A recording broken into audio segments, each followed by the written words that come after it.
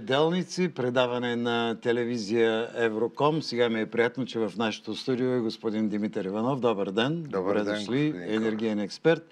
За енергийните проблеми ще говорим след минути, но все пак вие сте един човек, който има ярко изразена експертиза и по политически въпроси, за което ви благодаря.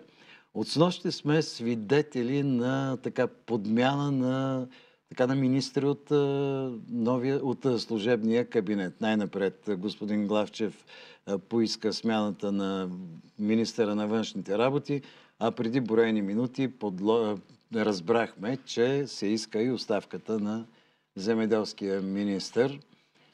Ако продължава така, господин Иванов, дали няма да подменим пък целия кабинет? Вижте, може и самия господин Главчев да бъде сменен. Всичко това, господин Колев, се корени в тези абсолютно неразумни, би ги нарекал глупави, дори по-силна дума, вредни промени в Конституцията. Не, че съм защитник на някаква президентска позиция. Никога дори не съм гласувал за господин Радев. Но така или иначе уважавам конституционалността. Този обществен договор днеска е деня на Конституцията. 145 години. Да. Виждате ли какво се случва в този ден? Обурган гроба на патриарх Неофит, годишнина и от атентата в Света неделя. Точно така. Това са... Вижте, България се гордее с Търновската конституция, една от най-модерните във втората половина на 19 век. Ние създадахме и една демократична конституция, която лично аз съм критикувал, даже съм протестирал, когато я гласуваха преди много години, пред 90. Но тя даде ход на едни промени, макар и тежки, трудни, двузначни, някакво развитие на България напред към демокрация и въобще пазарни условия. И всичко това, което се случи декември, като широко пропагандираните промени в Конституцията, които трябваше да съдебната власт, а пипнаха и самото държавно устройство, именно предварителните избори, са пълен фарс. Ние сега и консумираме. Виждате, че правителството действа от една седмица. Първа смяна, втора смяна, след 8 седмици имаме избори. Непрекъснато се коментира кой е назначил това правителство. Ами, ние знаехме, когато президента го назначаваше, че президента го назначава и той носи отговорност и той ги сменя. Сега ще се питаме до самите избори кой назначи това правителство, кой сменя този министр. Вижте, това е един демократичен абсурд, което самата природа политическа на сглобката на това противоречие, което управлява по последната година, България го създаде.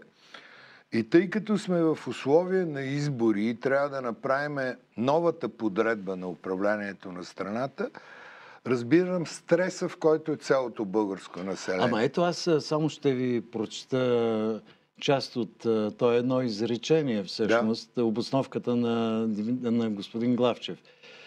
Това се налага заради необходимостта от навременна и отговорна координация и комуникация между членовете на кабинета от една страна, както и с съюзниците и партньорите от друга.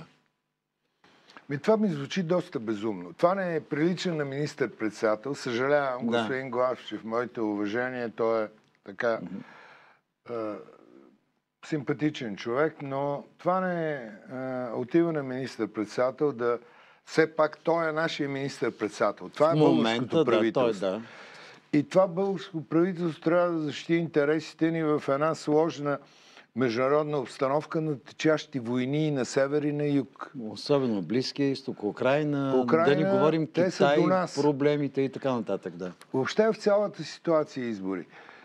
Това не ми е убедително. Каква координация? Не могат да се намерят премиера и министрите или нашите съюзници нещо са недоволни? Не знам. Просто не ми се коментира. Влизаме в една... Навременна и отговорна координация. Това ми звучи доста странно. То е. Нали ви казвам, дори е необяснимо. Но, така или иначе, трябва да изтърпиме тези... Ще ви кажа логика. Трябва да изтърпиме тези промени, защото другия абсурд седи парламент, който е загубил легитимността си, след като не може да създаде изпълнителна власт, която е основната му задача, прави комисии, прави скандали, караници, хубаво, и нещо контролирано. Какво контролира, след като не може да го създаде? За мен стои отворен въпрос. Той не може да излъчи правителство, а ще контролира чуждото правителство на Главчев, което президента очевидно подписа с нежелание, но потиснат от разпоредбите на Конституцията. Ние живеем в абсурд, господин Колев. Аз съм съгласен с вас, обаче изниква един друг въпрос за втората смяна на министъра на земеделието, господин Кирил Вътев. Мотивите за смяната, знаете ли какви са? Не справяне с служебните задължения. Ами когато го е предлагал, той не е ли знаел това? Вижте, тук вече напускат нещата на нормалното, защото той все пак беше 9-10 месеца министър. Имаше протести, наясни сме проблемите в земеделието, неговите преговори. Да го назначиш и след една седмица да съобразиш, че не се справя, сега може да даваме каквито и да обяснения, ще дойдат анализатори, социолози, политолози, ще ги обясняват някакси нещата. Просто пълно безумие цари в държавата. И в същото време вие сте и представител и експерт на Движението за енергийна независимост. Как ще я реализираме при тази ситуация, в която живеем? Енергийната политика... Аз много я критикувах последната година на това правителство и на предходните правителства. Това беше една от най-така неуспешните енергийни политики и в служебните правителства. Не искам да обвинявам никой персонално, говоря като идея, като така нещо, което можем като държава да създадем експерти, политици, партии. Не можем. Ние се опитваме да направим стратегия. Присъствах на няколко коментари и на някакви предложения за стратегия последните години и последното служебно правителство и това. Не може да се направи стратегия, им изразих моето скромно мнение, в една ситуация на свят, в който енергийната глобална политика, защото ние сме част от нея, от Европа основно формира нашата енергийна политика, а там знаете, че господства зелената сделка. Зелената сделка като фактор в формираща всяка индивидуална политика е изключително вреден фактор. Говорил съм многократно за нея. Тя трябва да бъде спряна. Има европейски избори. Тя трябва да бъде спряна и ревизирана. Сега разбирам, че толкова е голям натиска от влиятелните политически сили, икономически и всякакви кръгове върху това да се реализира. Ако ние нямаме политици обаче, които да застанат и да кажат, не, това не е вредно за нас. Това не е полезно. Има други начини. Да, разбираме климатичните промени, но ние съсипваме една от най-силните енергетики на българската енергетика, колкото да съм критик и противник на комунистическия режим, в комунистически условия създаде най-силната енергетика на Балканите. Абсолютен лидер. Балансирана с няколко отрасъла. Абсолютно. И износител на енергия. Износител, защото бяхме просто лидер енергия на Балканите, на региона. И това всичко се срутва последните 10-15 години. И това се срутва под ударите на тази зелена сделка. Защото нашия баланс се променя. Вземете само това, което реши Народното събрание. Последния си мандат на редовно. Спря развитието на Белене и взе решение да 7-8 блок в Козлодуй, които Може да са И хубаво два реактора стоят на вятъра и на... завити с найлон. Да. Платени, площадката седи, всичко седи. А сега 10 нови разрешителни, нови неща. То нямат лиценз тези реактори. Да. На Уестингхаус не са лицензирани от европейския регулатор. Това може да е процес 2-3 години. Няма лошо. Аз не съм някакъв противник да казвам не на Уестингхаус, да на руското. Напротив, от години говоря, че Белене трябва да го построиме с украинско участие. Защото Украйна, откакто има криза в отношенията с Русия, вече 10-15 години развива самостоятелна атомна енергетика и то втората или третата в Европа след Там е френската. най-голямата АЕЦ. Най-голямата е Запорожие, но Да. една от 15 реактора имат, които са основа на съветски технологии, като бивша част, но те ги развиват като поддръжка и като развитие, изграждане и горивно база ги развиват самостоятелно. В конфликт с Русия и в война с Русия. А ние говорим за сътрудничество с Украйна, което аз лично подкрепям изцяло в тази ситуация, когато са жертва. Те са ни близък народ. Ние сме кръвно свързани с Украйна. Има много българи, които живеят там. Не само ние сме кръвно, духовно свързани с Украйна векове. И хилядолетие вече. И когато имаме възможност да ги построиме с този ноу-хау на Украина и с други, било френско участие, южнокорейско, каквото и да имаме една ефтина централа за няколко години, ние затворихме и тръгнахме да строиме нещо 5 пъти по-скъпо в бъдещето. Това другото, което ще ви кажа, което ме смущава и тези избори. Този мораториум за собствения добив на шистов газ. На шистов и въобще добива на газ. Който е спрян. Това е пак това е екоорганизациите заради... Ама пак е зелената сделка. Те казват, няма да има въглеводороди. Да. Махаме въглищата, махаме газа, махаме това. Ще има някакви ВИ производства, но ние трябва да живееме още 10, 15, 20 години. Ние имаме ресурси. Да. Така е. 10 години не търсиме собствените ресурси, които са най-ефтини. Обаче искам да ви кажа нещо, което ме впечатли днес. Вие като специалист можете да го коментирате. Сега ще го видите на тази плазма, ще го покажа от Вестника, който е труд днес. Ето това. Ще свалят сметките за ток с енергия от Балтийско море. Вечер ще ползваме електроенергия от съседите. Необходимо е да бъдат изградени централи за зелен водород. Шефа на ЕСО Ангел Цочев заменят тецовете с ВЕИ-та и водородни централи. На вятър. От Балтийския вятър ще дойде. Вижте, това всичко е много добре.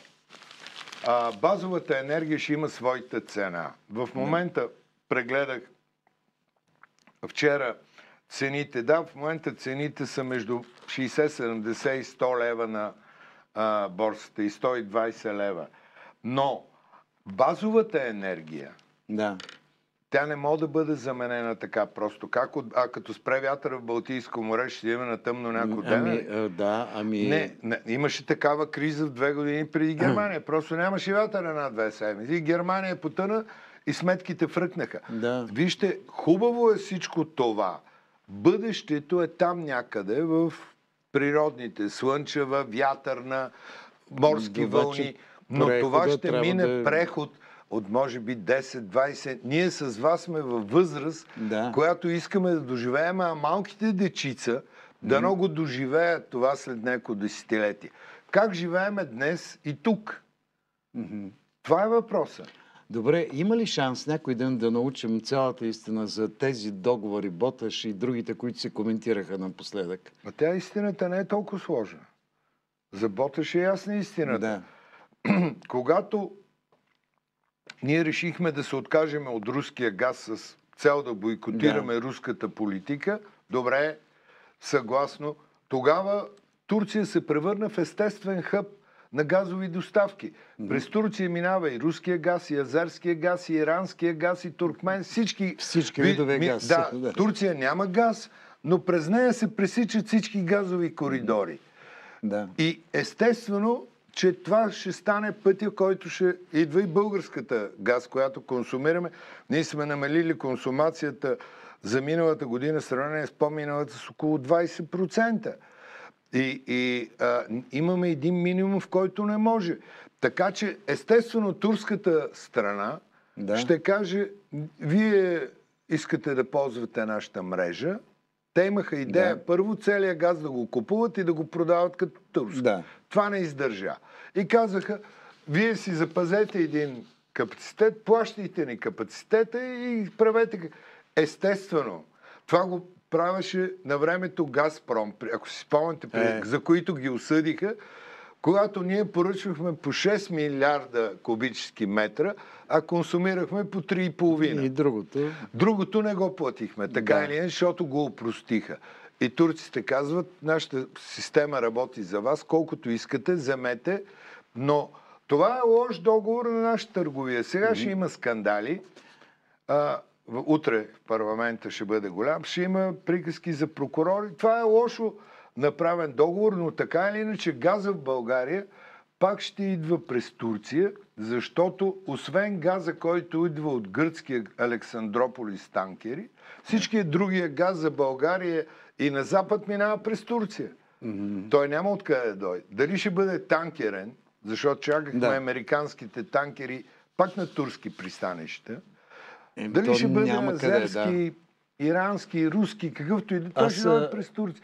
Така че има една логика на тия процеси, които ние като я нарушиме, започваме да се сърдиме. Да, намалели сме на 2,7-2,8 консумацията от 3,3. Да, спаднала е. Газа се оскъпява, транзита се оскъпява, но това не ни подобрява стандарта на живот. Той самия газ спадна. Поглеждам часовника, искам да ви задам няколко кратки въпроса. Да. Според вас цената на тока ще се качи ли, ако се либерализира енергийния пазар? Защото за това говорихме, даже мисля, че БСП имаха предложение да се отложи либерализацията. Аз също смятам, че трябва да се отложи. Защото българския пазар, той в момента е, така да го наречеме, див пазар. През деня е много ниско, много излишък, много слънчеви батерии, вятър е непостоянен, сега ще внасят от Балтийско море, някакви идеи. Би трябвало да се отложи, докато се намери този стандарт. Знаете ли кое ме е дразнило много последните години? Значи, тока в България, за бита говоря, който вече е почти 50% от консумацията, казвам почти, всички хора плащаха равно. Значи и тези, които имат 500 лева пенсии, тези, които получават 1000 лева заплата, които са затруднени хора, и тези, които имат 5-10 хиляди, 100 хиляди лева на месец доходи, плащат равно. Богатите хора, затова са богати в пазарни условия, за да могат да пазят пазара. Освен това, един богат човек консумира колкото 5 бедни семейства. Той топли сауни. Но плаща същото. Ама плаща, защото той печели. Това е пазара. И той трябва да си плаща пазара.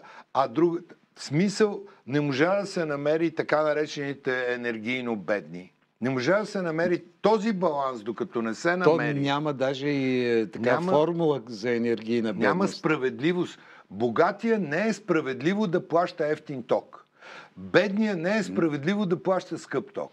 И понеже споменахте богатия, в тези дни имаше Ама богатия не е лош човек. Не, имаше една интересна новина, която идва от югозападното енергийно дружество.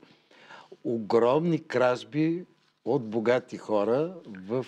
Има такива. Богати лакоми. Да, богати лакоми. И такива има. Те опоручават цялата система. Но тъй като си гледа енергоработа, ще ги фане. Въпросът е, че говорим за политика тук, за справедливост. Ние трябва да освободиме пазара и това е, така да ви кажа, социално-консервативната концепция. Нещо трябва да бъде хем пазарно, хем социално. Не можеш да караш бедния човек да отиде на свободния пазар. Затруднение. Бедния, да, те са тия 500 хиляди пенсионери, безработни, инвалиди, още толкова. Те са бедни хора. Как ще ги отидат на свободния пазар? А не може човек с доходи милиони да плаща по-евтини цени. Ами, аз искам да ви помоля, надявам се, ще приемете поканата, защото разговорът ми беше много интересен, да ни гостувате отново, за да го продължим. Нашите зрители имат нужда от подобни анализи.